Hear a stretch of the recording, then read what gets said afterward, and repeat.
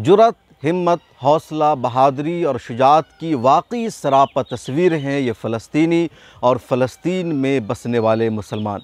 Screen पर आप ये तस्वीरें देखिए, जानकर हैरान हो जाएंगे कि फ़लस्तीन और गज़ा की पट्टी जहां रात भर बमबारी होती रही, इज़राइल हमला करता रहा, इज़राइल मिज़ाइलों से इनके घरों को तबाह करता रहा, इनके घरों में कई की मौत हो गई है, कई ज़ख्मी हैं। इसके बावजूद सुबह सुबह ईद की नमाज़ पढ़ने इस अंदाज से निकले हैं कि चेहरे पर थकावट नहीं है, परेशानी नहीं है, आजिज़ी नहीं है।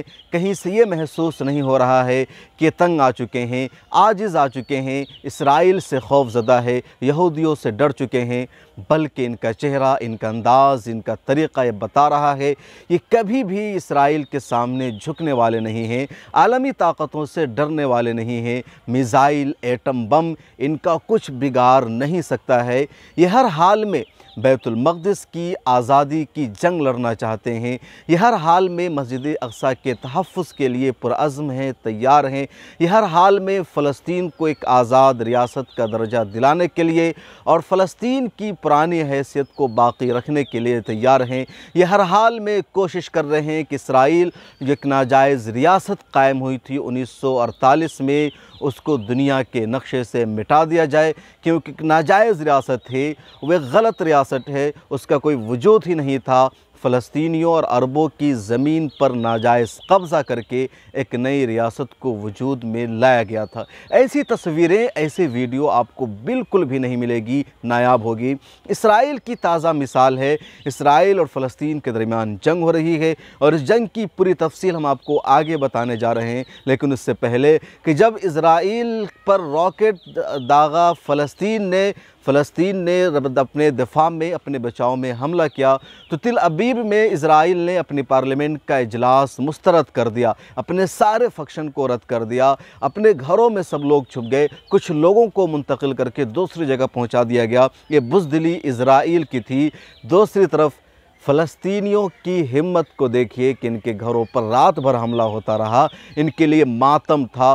पूरी दुनिया में यही ख़बर थी कि अब फ़लस्तीनियों के लिए जो रात है क़यामत से ज़्यादा मुश्किल रात है, उन पर क़यामत बर्पा हो चुकी है, बहुत तवील रात होगी फ़लस्तीनियों के लिए। लेकिन सुबह सुबह इन तस्वीरों ने पूरी दुनिया को हैरान कर दिया कि आखिर इनमें इतनी हिम्मत, इतनी शुजाअत, इतनी बहादुरी कहाँ से आती है। शायद इनकी ईमानी हरारत है, ईमानी जुरत है कि दुश्मन के सामने झुकने के बजाय डटे रहते हैं, और आज फिर इन्होंने दुनिया को दिखा दिया है। पिछले एक हफ़्ता से फ़लस्तीन और इज़राइल के दरमियान जंग जारी है। इज़राइल लगातार फ़लस्तीन पर हमला कर रहा है, गज़ा पट्टी पर अटैक कर रहा है। रात भी इज़राइल ने गज़ा पट्टी पर लगातार अटैक किया, हमला किया, और इस हमले में गज़ा पट्टी की एक 15 मंजिला इमारत मुनहदिम हो गई है। पूरी इमारत मुनहदिम हो गई है, तबाह हो गई है। इसके अलावा और कई घरों को तबाह कर दिया है। गज़ा पट्टी में जितने पुलिस स्टेशन हैं सबको तबाह व बर्बाद कर दिया है इज़राइल ने अपने हमले में। लेकिन इसके बावजूद इसराइल के ख़िलाफ़ लड़ने वाले फ़लस्तीनियों की हिम्मत में कोई कमी नहीं आई है। फ़लस्तीन ने और गज़ा पट्टी, ख़ासतौर पर हमास ने इज़राइल के ख़िलाफ़ 1600 रॉकेट से हमला किया है, 1600 रॉकेट दागा है, और उसमें 6 से ज़्यादा इज़राइली शहरियों की मौत हुई है, एक इज़राइली आर्मी की भी मौत हुई है, और एक इंडियन खातून की भी जो इज़राइल में रह रही थी उसकी मौत हुई है। इसके अलावा इज़राइल के कई शहर तबाह हो गए हैं। इज़राइल अपनी नाकामी को छुपा रहा है, वो चीज़ें सिर्फ दुनिया के सामने ला रहा है कि फ़लस्तीन के हमले में हमारी बच्ची की मौत हो गई, मासूम लड़की की मौत हो गई, और उसी बुनियाद पर इंडियन मीडिया में ख़बरें चल रही है। लेकिन जो रियलिटी है, जो फ़लस्तीन के रॉकेट से रियल में नुकसान हुआ इज़राइल का, उसको इज़राइल नहीं बता रहा है। इज़राइल फ़लस्तीन की ताकत अपने लोगों को नहीं दिखा रहा है ताकि उनके हौसले या आर्मी की हिम्मत कम ना हो जाए। लेकिन हमास और फ़लस्तीन और गज़ा पट्टी के रहने वालों का हौसला बरकरार है और वो लगातार दिफा कर रहे हैं। गज़ा पट्टी में हमास के सरबराह ने साफ़ तौर पर यह कहा है, और अल जज़ीरा ने उनके बयान को कोट किया है कि हमारे लिए इसराइल के शहर तिल अबीब को, डुमेना को, अबू अफ़ीफ़ा को तबाह व बर्बाद करना इतना ही आसान है जितना गिलास में उठाकर पानी पीना। हमने अपने शहरियों को यकीन दिला दिया है कि हम उनका दिफा करेंगे, उनके जान और माल के तहफ़्फ़ुज़ को यकीनी बनाएंगे और इज़राइल को कभी भी कामयाब नहीं होने देंगे।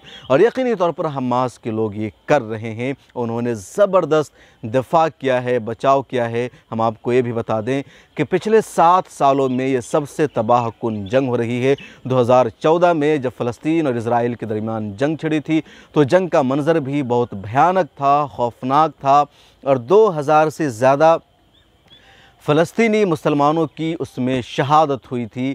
एक मरतबा फिर भयानक जंग छिड़ गई है और अब तक गज़ा की हेल्थ मिनिस्ट्री के मुताबिक 83 फ़लस्तीनी मुसलमानों की शहादत हो चुकी है, 420 से ज़्यादा ज़ख्मी हैं। इज़राइल के भी 6-7 लोगों की मौत हुई है जो ऑफिशियल इत्तलात है और 50 से ज़ायद लोग उनके ज़ख्मी हैं।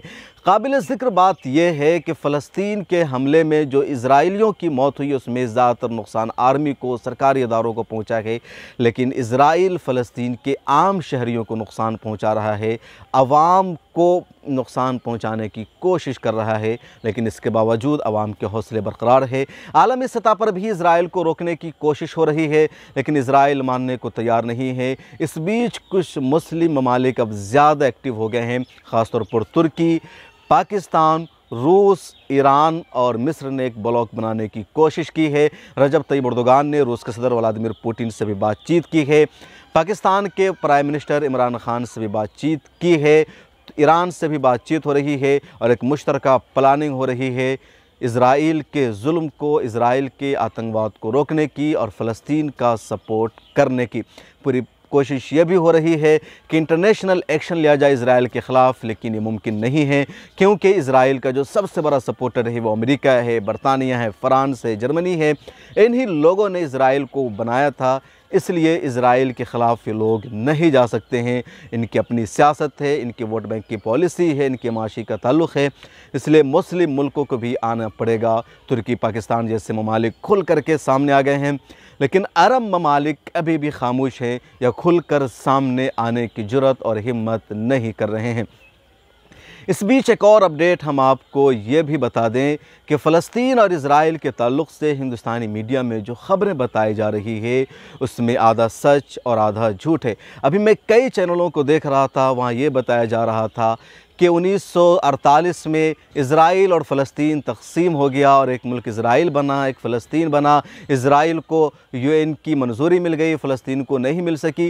वो इसी तरीके से इज़राइल और फ़लस्तीन का मंजर पेश कर रहे हैं हिंदुस्तान के टीवी चैनल के स्क्रीन पर, जिस तरीके से हिंदुस्तान और पाकिस्तान की तक़सीम हुई थी कि हिंदुस्तान एक पूरा मुल्क था जिसमें से 2-3 मुल्क बने, एक पाकिस्तान बना, फिर 1971 में बांग्लादेश बना। लेकिन यहाँ जो लोग आए थे वो बाहर के नहीं थे, यही क्या एक हिस्सा कट करके एक नया मुल्क बन गया। लेकिन फ़लस्तीन की तारीख़ ऐसी नहीं है, फ़लस्तीन का जोग्राफिया ऐसा नहीं है, बल्कि फ़लस्तीन पूरा का पूरा मुसलमानों का मुल्क था, अरबों का मुल्क था। वहाँ कुछ क्रिश्चियन भी थे, कुछ यहूदी भी थे, लेकिन मुसलमानों की सबसे बड़ी आबादी थी जिन्हें अरब आबादी कहा जाता है। और इज़राइल नाम का कोई वजूद ही नहीं था, न वहाँ यहूदी थे। फ़्रांस से, जर्मनी से, अमेरिका से, बरतानिया से, दुनिया भर से यहूदी इकट्ठे आना शुरू हुए फ़लस्तीन में। पहले उन्होंने मकान को किराए पर लेना शुरू किया, ज़मीनें ख़रीदनी शुरू की और उसके बाद उन लोगों ने बरतानिया और अमेरिका के सपोर्ट से अपनी एक रियासत का 1948 में ऐलान कर दिया। पहले उन लोगों को प्लानिंग थी कि हमें अपना एक मुल्क चाहिए। इज़राइलियों का ये कहना था, यहूदियों का ये सोचना था कि मुसलमानों के पास अपना देश है, ईसाइयों के पास अपना देश है, हम यहूदियों के पास अपना कोई देश नहीं है जिसे हम अपना मजहबी ख़ित्ता बना सके, मजहबी मरकज़ बना सके, इसलिए हमें भी अपना एक देश बनाना चाहिए। अब यहूदी ये भी सोचने लगे कि हम अपना देश किसको बनाएं, किस जगह को बनाएं। ख़ास तौर पर जब जर्मनी में हिटलर ने यहूदियों का कत्ले आम किया, यहूदियों की साजिशों का उन्हें मज़ा चखाया, तो उन्हें एहसास हुआ कि अब हमें भी अपना एक देश बनाना चाहिए।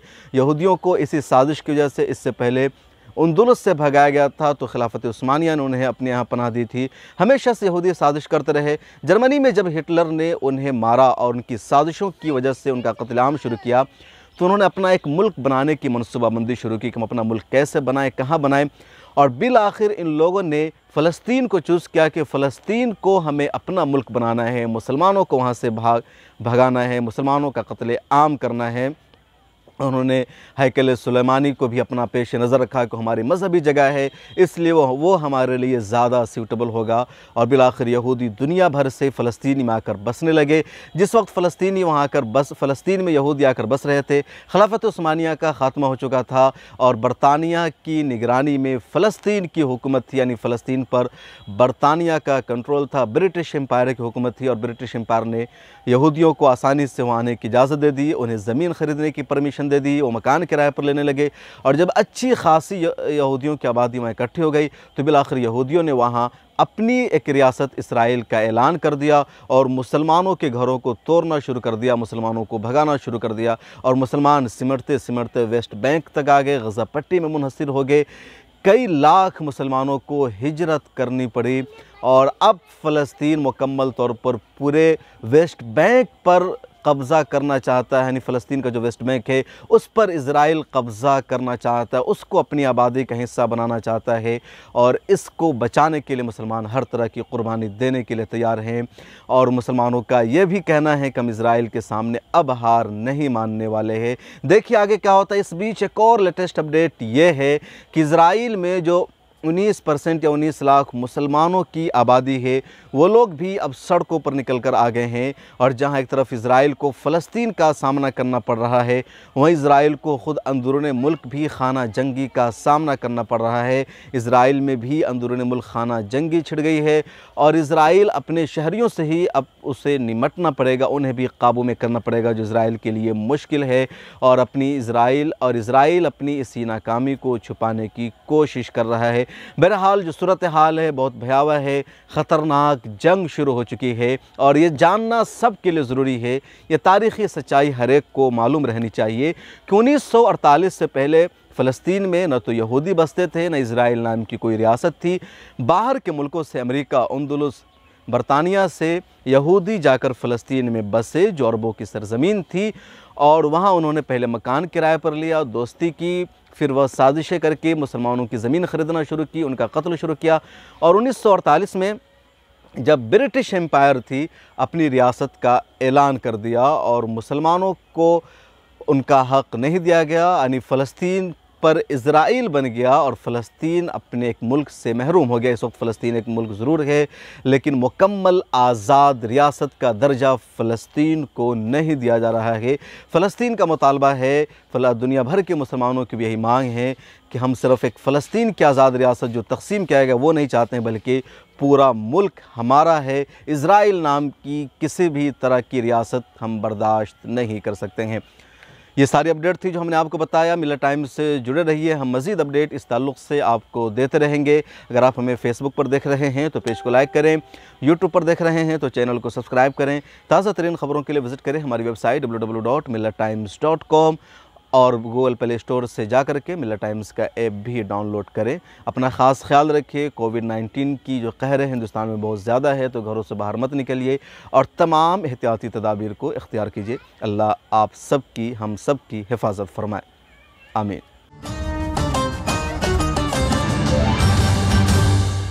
मिलत टाइम्स की जानिब से आप और आपके अहल खाना को ईद सईद की पुरखुलूस मुबारकबाद। घर में रहिए, महफूज रहिए। आप सभी को ईद उल फित्र की पुरखुलूस मुबारकबाद। आप सबको मिलत टाइम्स के तरफ से ईद मुबारक। अस्सलाम वालेकुम। आप सबको मेरे और मिलत टाइम की पूरी टीम की तरफ से ईद मुबारक। इस पेंडेमिक टाइम में आप अपना और अपने परिवार वालों का ख्याल रखें। अल्लाह हाफ़िज़। आप सबको ईद मुबारक। तक़ब्बलल्लाहु मिन्ना व मिनकुम मसालिह। मैं मोहम्मद मासूम, आप सबको ईद मुबारक। ईद मुबारक। आप सबको मेरी तरफ से ईद मुबारक। मैं चश्मा फारूकी आप सबको ईद की मुबारकबाद के साथ साथ बेशुमार दुआएं भी देती हूँ। अल्लाह ताला आप सबको अपनी हिफाजत में रखे। आप सभी को ईद की मुबारकबाद।